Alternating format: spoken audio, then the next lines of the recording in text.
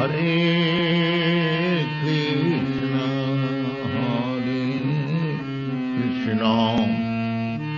कृष्णा कृष्णा हरे हरे। हरे Krishna channel में आपका स्वागत है। हम सब बचपन से कहीं न कहीं राष्ट्रगान या नेशनल एंथम गाते आ रहे हैं। इसको गाते समय मन देश प्रेम की भावना से भर जाता है। भरे भी क्यों ना, क्योंकि भारत एक पावन भूमि है जिसको भगवान ने अपने पद चिन्हों से सजाया है। लेकिन क्या आप राष्ट्रगान और श्री श्री राधा कृष्ण का कनेक्शन जानते हैं? तो चलिए शुरू करते हैं। असल में हमने ज़्यादातर राष्ट्रगान का एक ही स्टैंजा गाया हुआ है, लेकिन इसमें 5 स्टैंजा हैं, और जब हम बाकी स्टैंजा पढ़ते हैं तो हमें क्लियर हो जाता है इसका स्पिरिचुअल कनेक्शन। आप सबको ये तो पता ही होगा कि रविन्द्रनाथ टैगोर, जो कि भारत के पहले नोबेल पुरस्कार से सम्मानित किए जाने वाले व्यक्ति हैं, ने राष्ट्रगान लिखा है। अब हुआ कुछ ऐसा कि जब उन्होंने राष्ट्रगान लिखा तो कुछ सिरफिरे लोगों ने बिना किसी प्रूफ के ये बात फैलाई कि ये गाना जॉर्ज 5 नाम के राजा के लिए लिखा गया है। जॉर्ज 5 उस समय के इंग्लैंड के राजा थे। इस पर टैगोर ने कड़ी प्रतिक्रिया जताई और कहा, ब्रिटिश क्राउन के एक बड़े अधिकारी, जो कि मेरे मित्र भी हैं, ने मुझसे एक अजीब सी रिक्वेस्ट करी थी। उन्होंने कहा कि मैं उनके राजा के लिए एक गीत लिखूं। ये सुनकर मुझे काफ़ी दुख हुआ और इसके जवाब में मैंने जनगण मन लिखा, जिसमें मैंने भारत के उस भाग्य विधाता भगवान का गुणगान किया है जिसने अनंत काल से भारत के रथ की रस्सी पकड़ रखी है। वो भारत के भाग्य विधाता कोई जॉर्ज 5, 6 या और कोई जॉर्ज नहीं हो सकता। मेरे दोस्त को भी ये बात समझ आ गई। आखिरकार भले ही वो ब्रिटिश क्राउन का गुलाम है, लेकिन उसके अंदर कॉमन सेंस है।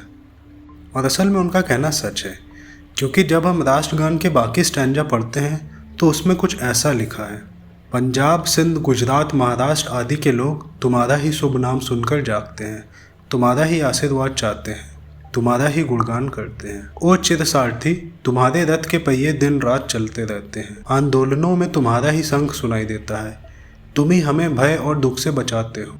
इस मुश्किल वक्त में भी तुम्हारा आशीर्वाद हमेशा रहा। अपनी आंखें नीचे करे तुमने हमेशा अपनी गोद में हमें सहारा दिया, ओ प्यारी माँ। अब आप ही बताइए कि कौन सा राजा ये सब करता है।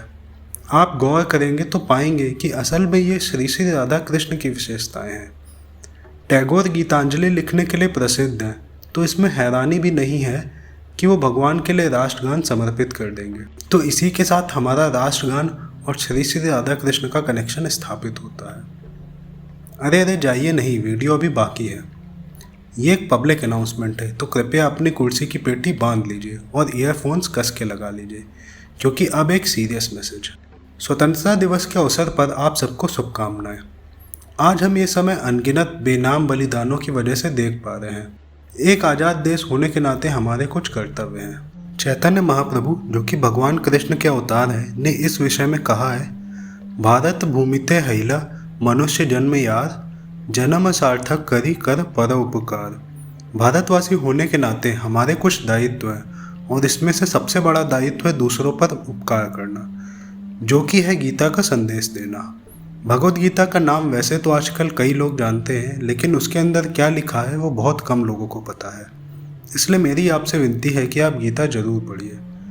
आशा है आपको आज का कृष्ण कनेक्शन अच्छा लगा होगा और आप भगवद गीता पढ़ने के लिए प्रेरित हुए होंगे। वीडियो को लाइक, शेयर और चैनल को सब्सक्राइब करिए। आगे भी ऐसे वीडियो आते रहेंगे। हरे कृष्णा।